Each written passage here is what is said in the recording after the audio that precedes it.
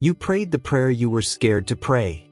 God, if this relationship isn't your will for my life, make it clear. And he did. The relationship ended. The door closed. Circumstances shifted in a way you couldn't ignore. Deep down, you know God answered your prayer. But your heart hasn't caught up yet. You still replay the memories. You still think about the good moments. You still catch yourself wondering, what if? And if you're honest, there's a part of you still hoping that door might reopen. If you've ever felt that tension between what you know God has done and what your heart still feels, stay with me. Because this might be the message that finally brings you peace. When God closes a door, understanding it with your mind is easy. Accepting it with your heart is a different battle. But here's the truth you have to face. If God closed that door, there was a reason. And the longer you stand there holding the handle, checking if it might open again, the harder it becomes to walk into what God is preparing next. So let's talk about 3 truths for the moments when God has clearly closed a door but your heart keeps trying to reopen it. Truth number 1.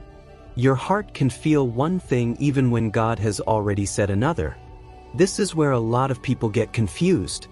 You can know God closed the door and still miss the person. You can accept it wasn't his will and still feel sadness. You can be obedient and still feel the ache. And here's where the enemy whispers the lie. If you still have feelings, maybe you made the wrong decision. Maybe you misheard God.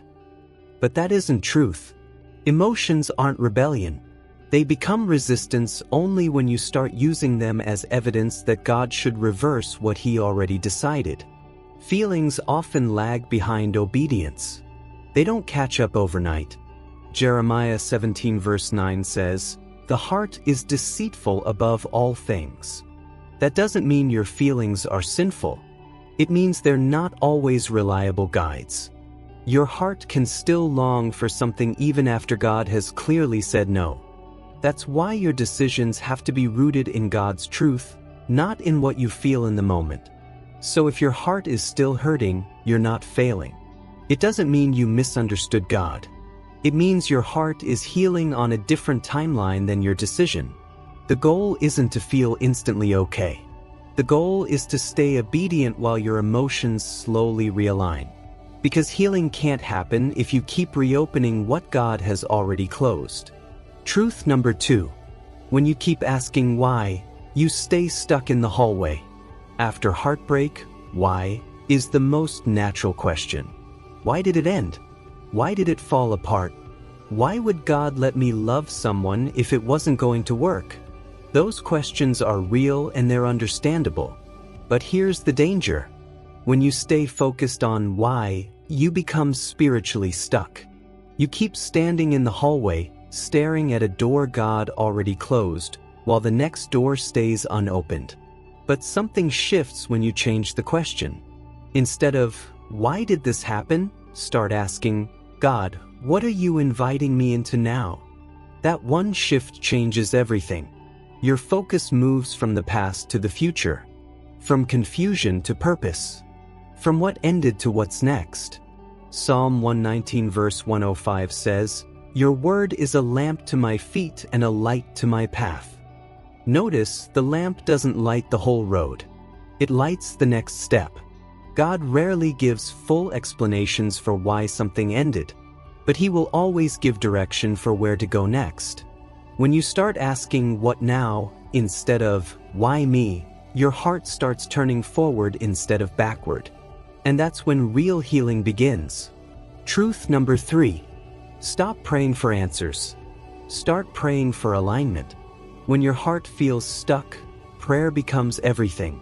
But many people pray like this: God, explain it. God, give me closure. God, tell me exactly why. And sometimes God doesn't give explanations. He gives something stronger. Alignment. Alignment is when God reshapes your desires until they match his will. And one of the most powerful prayers you can pray in this season is, God, align my heart with your truth even when it doesn't feel that way yet.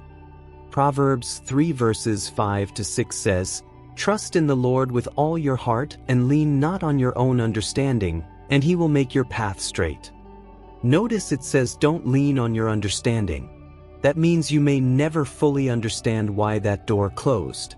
But if you surrender to God's direction, He promises to guide your path forward. It begins when you lay down the dream of what could have been so God can lead you into what will be. And that surrender isn't loss. It's preparation. So if your heart still feels behind right now, don't call it failure. It's part of the process. Learning to trust God when your emotions haven't caught up is one of the deepest ways your faith matures. Let me leave you with this. When God closes a door, it can feel like something was taken from you. But what if the truth is the opposite? What if that closed door is making space for something better aligned with the life God has planned for you? Something healthier, something clearer, something you won't have to fight for because it will be from God. Feelings take time to settle, but healing begins the moment you stop kicking at the door and start trusting the one who closed it. The door behind you is closed, but the door ahead of you is waiting. If this spoke to where you are right now, go to the comments and type, "I'm letting go." Not because it's easy, but because you trust that God's closed door is protection, not punishment. And if you know someone whose heart is still stuck at a door God already closed, share this with them. Subscribe to Holy Clarity and turn on notifications so you never miss the next message. God bless you. Healing is coming.